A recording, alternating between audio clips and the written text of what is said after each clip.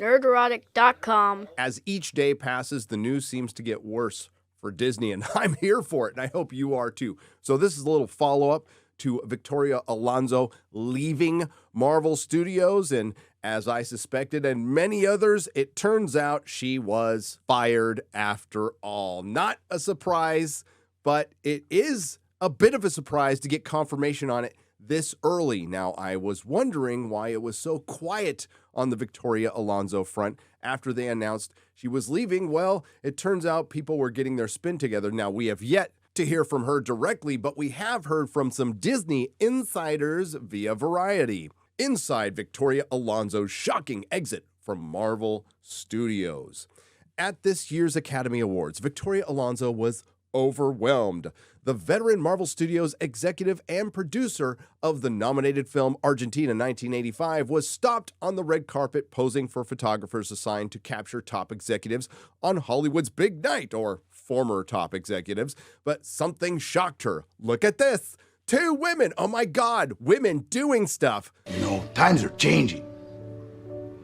Ladies can do stuff now. Alonso said of the female photographer hired for the gig, as in most corners of Hollywood, women are outnumbered by men on the photo line. Emotionally, Alonso insisted that the pair put down their cameras and pose for a photo with her in front of a giant Oscar statue. As they smiled, she told them, "We worked so hard to get here and we're not going anywhere." Well, famous last words. 8 days later, she was fired as Marvel's president of physical production, post-production, VFX, and animation. 3 individuals familiar with the matter told Variety the shakeup came as a surprise to many in show business and within the vast Marvel comic book fandom, which we will get to, a community with a prominent online presence and an in-person significance at the many multiplexes where the studio releases its films. Not so much anymore, and this is a problem for more than just Disney. It's a problem for Hollywood on most films right now. Not only are ticket sales inflated and still down,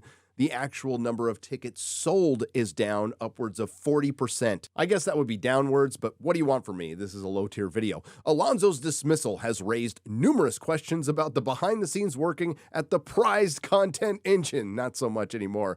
And with them, another unfavorable news cycle as Disney CEO Bob Iger attempts to stabilize the parent company amid economic unrest by doing the very same things Bob Chapek said he was going to do. Yes, the very same former CEO Bob Chapek who was fired in the middle of the night on a Sunday that never gets old. While the cause of Alonso's termination is unclear, really, at this point it's pretty clear.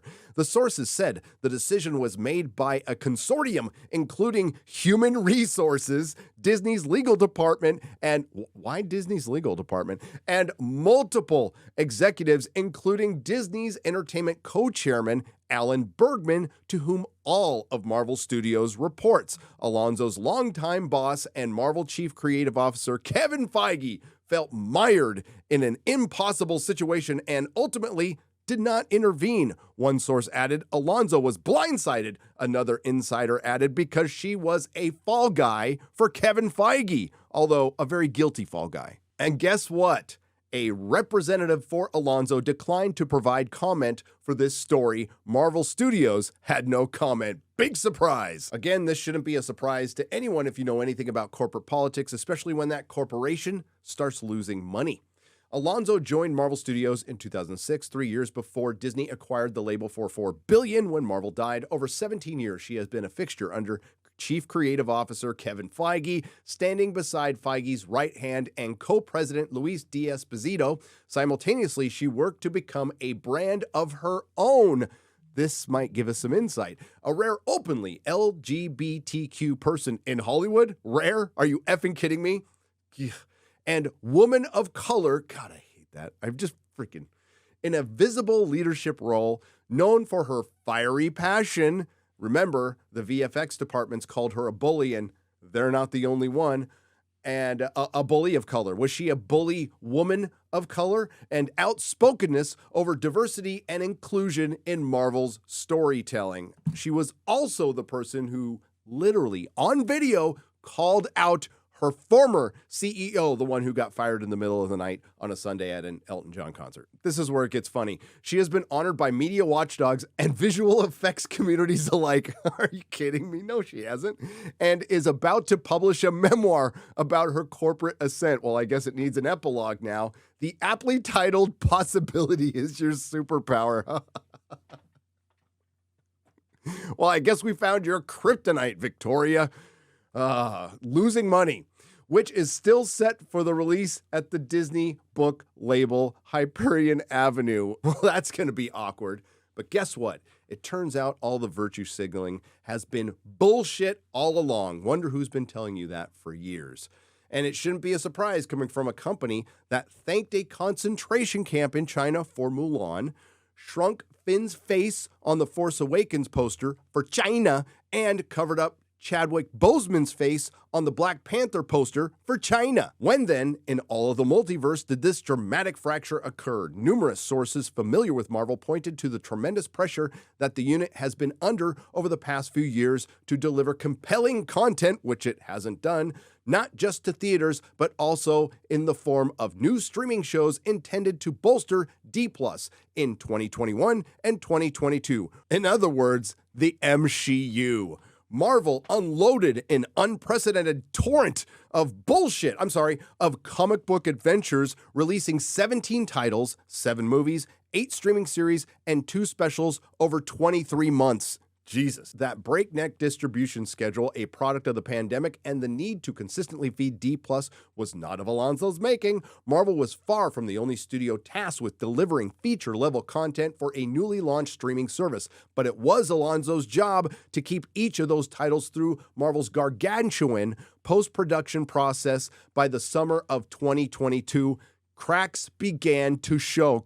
In 2022, they began to show with Captain Marvel, let's be real, in the company's seemingly impervious armor. Oh my God, Variety is a bunch of bigots. Now, we have been saying all along that aside from relying on identity politics, which is a foundation in sand and a foundation for failure, there was also a lot of incompetence and inexperience going on. You had a lot of movie people or newbies doing television who had no desire to do it and had no idea what they were doing. Starting on Reddit, followed by a series of stories published across the internet, visual effects artists began to loudly complain about Marvel's demanding post-production schedules. Complaints ranged from unrelenting overtime to chronic understaffing to the inability to avoid delivering substandard work due to constantly changing deadlines. Some singled out Alonso as the kingmaker, as I spoke to in my last video, who would blacklist artists who have pissed her off in any way. One visual effects artist recently told Variety that the biggest issue for them was Marvel's inability to provide clear guidelines. And I'm telling you, this is from Miss Marvel. The show I was on really struggled because it was an established character whose powers were being reconceived for the MSHEU. Now, I would argue Miss Marvel's not really that established, but she did have big fists, and they took away her big fist, but I guess that was just something they were kind of playing with, and they weren't really sure at first. The artist said, on the condition of anonymity, most complaints, they said, came down to one refrain: Marvel doesn't figure their shit out beforehand. Well, that's obvious. A different senior VFX artist threw cold water on the idea that Alonso would single out any individual artist. The idea of a very senior exec's terrifying rank-and-file artists, per some reports, feels a bit off. Well, I don't think you're calling it out. It just feels off. Well, it turns out it wasn't that off because she was fired.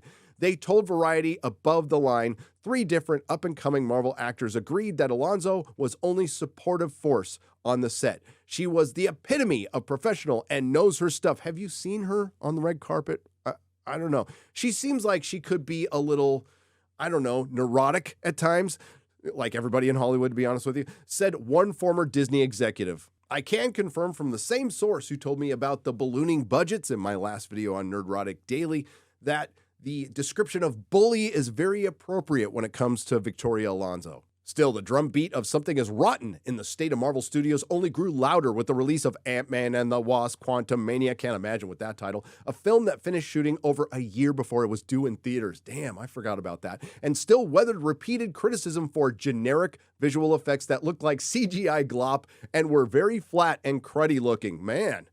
Variety going down that alt-right pipeline. Even more critical, the movie has grossed $463 million globally to date, the worst performance of the Ant-Man franchise, and a figure that means that it will struggle to break even in its theatrical window. That's the wrong trajectory for a studio that Disney has come to rely upon as an unshakable box office cash machine.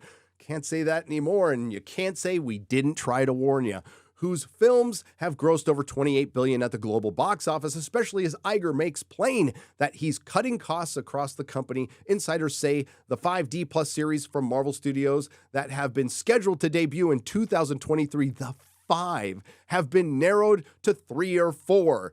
We'll see about that. I think it's been narrowed to 2. But that's my opinion right now, with the others moving into 2024 because that'll make them better, and possibly beyond, or maybe just on the shelf. That would probably be the best idea. That will take some of the immediate pressure off of Marvel's post-production sewage pipeline. Alonso's absence is not expected to affect the next Marvel title, May's Guardians of the Galaxy Volume 3, which may very well be the very last good Marvel Cinematic Universe movie. That remains to be seen, which has nearly locked picture. Alonso's replacement has not immediately been announced by Disney because I don't think there will be one.